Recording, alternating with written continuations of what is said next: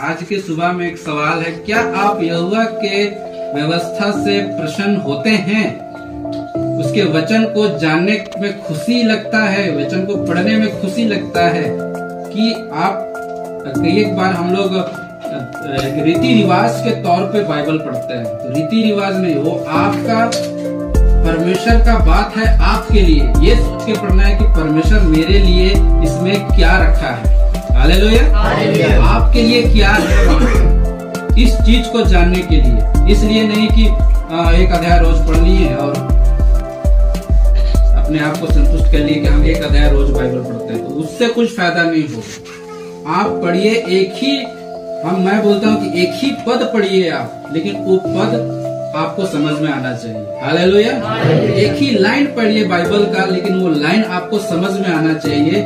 5 अध्याय पढ़ के एक लाइन समझ में नहीं आया तो वो फिर पढ़ना नहीं रहता है, वो तो वही हो गया कि पढ़ रहे हैं और चिड़िया के ले जा रहे हैं, क्योंकि समझ में आ ही नहीं रहा है हमको। तो फायदा क्या है कि एक दिन में आप ये पूरा चैप्टर पढ़ लीजिए, पूरा बाइबल पढ़ लीजिए और एक तो बात समझ में नहीं आया तो फिर उससे कुछ फायदा नहीं है। तो आपको क्या करना है कि आप अपने लिए बाइबल में से खोजना है, मतलब ढूंढोगे तो पाओगे, तो वचन में खोजना है मेरे लिए क्या है। आज जो परिस्थिति में आप हैं वो आप जानते हैं, परमेश्वर जानता है, तो उस परिस्थिति में आपके लिए जो छुटकारा का बात है वो तो वचन में मिलेगा।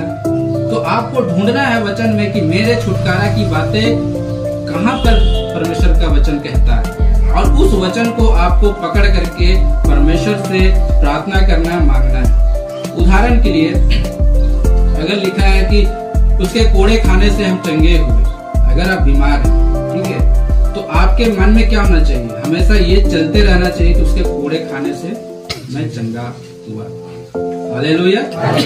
जब ये चीज होगा तो परमेश्वर आपके जीवन में काम करेगा, क्योंकि वो वचन आप ही के लिए है। अगर आप उसको लेते हैं तो आपका हो गया, मैं लिया उस वचन को तो मेरा हो गया, क्योंकि वो तो सबके लिए दिया, लेना हमारा काम है। हालेलुया। परंतु वह तो यहोवा के व्यवस्था से प्रसन्न रहेगा और उसकी व्यवस्था पर रात और दिन ध्यान करता है। ये चीज मैं बोला, रात और दिन मतलब अगर किसी को चंगाई चाहिए, एक उदाहरण बता रहा हूँ, बहुत सारी चीजें आपके जीवन में जरूरत हो सकती है, तो आप क्या बोलते हैं कि यीशु मसीह के कोड़े खाने से मैं चंगा हुआ। आप क्या बोलते हैं? रात और दिन क्या करना है? क्या आप और हम, एक सवाल है, उसके वचन को रात और दिन ध्यान करते हैं? अगर नहीं करते हैं तो फिर हम कैसे परमेश्वर को बोल सकते हैं कि आप मेरे जीवन में काम नहीं करते? क्योंकि परमेश्वर, ये भजन संहिता एक आपके ये एक ऐसा फॉर्मूला बोल सकते है ना, एक ऐसा फॉर्मूला है जो परमेश्वर आपके जीवन में काम करने के लिए एक ठहराया हुआ है। परमेश्वर ऐसे ही कुछ तो होता कर नहीं सकता है कि ऐसे ही कुछ कर देगा कोई भी चीज। वो एक सिस्टम बनाया हुआ है, उसी सिस्टम के अनुसार आपके जीवन में, हमारे जीवन में वो काम करता है। अगर उस सिस्टम के अनुसार हम अपने जीवन को डिसिप्लिन करेंगे तो हमारे जीवन में हम परमेश्वर के काम को देख सकते हैं। तो रात और दिन उस पर क्या करता है? वो ध्यान करता है। तो आप पूरा बाइबल का वचन एक साथ में रात और दिन ध्यान कर सकते हैं? आपको लगता है एक अध्याय भी पूरा रात और दिन ध्यान कर सकते हैं क्या? एक पद कर सकते हैं? कर सकते हैं, क्योंकि वो एक पद, जो एक लाइन या 2 लाइन जो भी होगा, आपके जीवन के लिए जो वचन है, आप उसको पकड़ना है और उस पर ध्यान करना है कि परमेश्वर का वचन ये कहता है मेरे लिए। हालेलुया। परमेश्वर का वचन ये कहता है मेरे लिए, ऐसे वचन को पकड़ करके रात और दिन ध्यान करना है। हालेलुया। यहोशू को भी परमेश्वर ऐसी इंस्ट्रक्शन दिया था, वो मैं उस पर नहीं जाऊंगा। आप जो बोलता है जो ऐसा करता है, मतलब क्या ही धन्य है वह पुरुष जो दुष्ट की युक्ति पे नहीं चलता, न पापियों के मार्ग में खड़ा रहता, न ठट्ठा करने वालों की मंडली में बैठता है, परंतु वह तो यहोवा की व्यवस्था से प्रसन्न रहता और उसकी व्यवस्था पर रात और दिन ध्यान करता रहता है। आप बता रहे हैं वो कैसा होगा उसका जीवन। हालेलुया। वह उस एग्जाम्पल दे रहा है कि उस वृक्ष के समान होगा जो बहती नालियों के किनारे लगाया गया है, जो अपनी ऋतु में क्या करता है? फलता है, और जिसके पत्ते कभी मुरझाते नहीं, इसलिए जो कुछ वह पुरुष करे वो क्या होता है, सफल होता है। हालेलुया। और बोलते हैं कि मेरा काम तो सफल नहीं होता है। तो सफल होने के लिए कंडीशन दे दिया है, 2 पद दिया है। आप अपने आप को जांचिए कि उस 2 पद को मैं फॉलो कर रहा हूँ कि नहीं, कर रही हूँ कि नहीं। अगर कर रहे हैं तो तीसरा पद आपके लिए अपने आप फॉलो हो जाएगा। हालेलुया। उसके लिए आपको बोलने की आवश्यकता नहीं है, क्योंकि परमेश्वर अपने वचन से हटके आपके जीवन में कुछ भी नहीं कर सकता है। वचन में ही वो सब कुछ करेगा। तो वचन को हम जानेंगे नहीं, फॉलो नहीं करेंगे, तो हम रिजल्ट भी नहीं देखेंगे। तो हमको रिजल्ट चाहिए परमेश्वर से, तो वचन को हमको फॉलो करना पड़ेगा। परमेश्वर का जो इंस्ट्रक्शन है उसको फॉलो करना पड़ेगा, फिर हम उसका रिजल्ट को भी अपने जीवन में देखेंगे। हालेलुया। अब हम जैसे कि तभी बोले कि वो राजा है, तो ऐसा नहीं कि वो हमको ऐसे ही रखना चाहता है। हालेलुया। वो हमको देना चाहता है, लेकिन ऐसे जो ऐसी देखेंगे कोई बदमाशी करेगा बच्चा और डिमांड भी बड़ा बड़ा रहेगा, तो कोई माँ बाप देगा उसको? नहीं देगा, क्योंकि पता है उसको देने से भी उस चीज का सही इस्तेमाल नहीं करेगा, उसका नुकसान होगा। तो कई एक बार हम लोग भी ऐसे, हम लोग सोचते हैं कि शरीर में बड़ा हो गए, जवान हो गए या फिर बुजुर्ग हो गए, तो सोचते हैं हम लोग बड़ा हो गए। परमेश्वर की दृष्टि में बच्चा ही हम लोग होते हैं। परमेश्वर के लिए अगर बड़ा होंगे मतलब होगा वचन में समझदार होंगे, तो परमेश्वर की नजर में बड़ा होंगे। हालेलुया।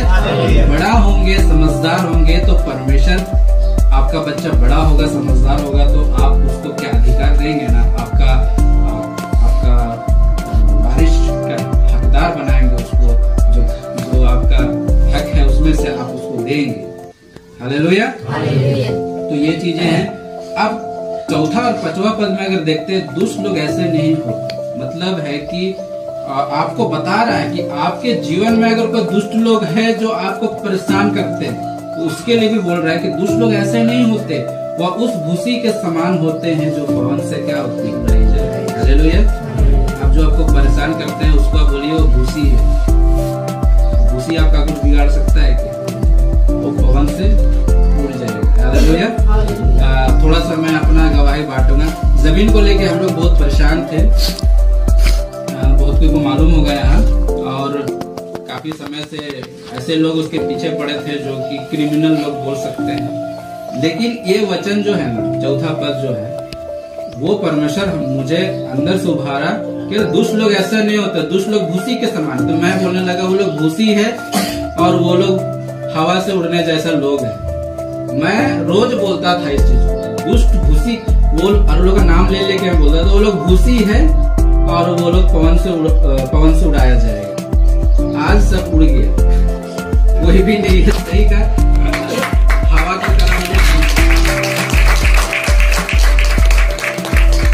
मैं ये वचन क्यों बता रहा हूँ? जब मुझे जरूरत हुआ, मैं सोचा कि मुझे सहायता कहाँ से मिलेगी। बोलते हैं ना, जब जरूरत होता है तो लगता है सहायता कहाँ से मिलेगी।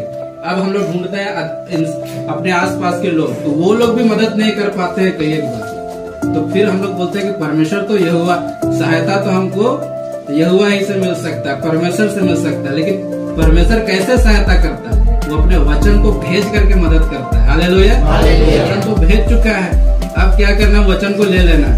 मैं ले लिया, मैं बोला कि दुष्ट लोग भूसी के समान होते हैं और वो लोग क्या होता है, पवन से वो लोग उड़ जाते हैं, है ना। और सही का आज हो गया। तो मैं बस सिखाने के लिए उदाहरण दे रहा हूँ।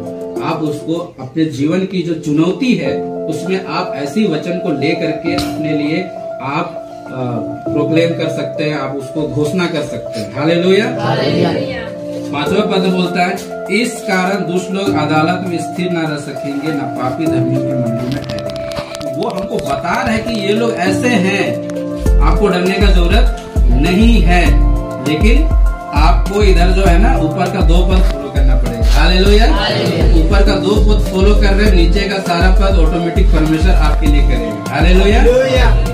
6वां पद में बोलता है, क्योंकि यहोवा धर्मियों का मार्ग जानता है, परंतु दुष्टों का मार्ग क्या हो जाएगा। जो आपके जीवन के पीछे पड़ा हुआ है, मान के चलिए आप परमेश्वर के मार्ग में सच्चाई से चल रहे हैं। कुछ लोग हैं कि आपको परेशान करते हैं दुष्टता के साथ, तो वो क्या, उनका मार्ग नाश हो जाएगा और वो नाश परमेश्वर के हालेलुया, डरने की आवश्यकता नहीं है। तो आज जो हम भजन संहिता से बुनियादी बातों को सीखें, अपने जीवन में उसको एकदम पकड़े रहिए और इस वचन को मनन करना सीखिए। ये सबसे बड़ी बात है। वचन सिर्फ पढ़ते हैं, मनन नहीं करते हैं, जिसके कारण से वचन का हमको और आपको कोई फायदा नहीं होता है। वचन को सोचना शुरू कीजिए। वचन ऐसा लिखा है, मेरे लिए है, मुझे बोल रहा है, बोल करके आपको मनन और उस पर विचार करना है। और जब ऐसे आप करते हैं तब परमेश्वर का वचन सचमुच आपके जीवन में काम करेगा। हालेलुया। तो सिर्फ पढ़िए मत, जल्दी जल्दी पढ़ के खत्म किए नहीं। वचन को मनन कीजिए, विचार कीजिए, सोचिए और इस तरह से आप अपने जीवन में परमेश्वर के वचन को का प्रभाव को, उसकी सामर्थ्य को आप देख सकते हैं। तो हम लोग जो सीखें, याद रखिए, दुष्टों की युक्ति पे नहीं चलना है, पापियों के मार्ग में खड़ा भी नहीं होना है, इकट्ठा करने वाले की मंडली में नहीं बैठना है, यहोवा की व्यवस्था से प्रसन्न रहना है और उस पर रात दिन ध्यान करना है। बाकी परमेश्वर संभाल देगा। हालेलुया। परमेश्वर को धन्यवाद हो और सारी महिमा परमेश्वर को मिले।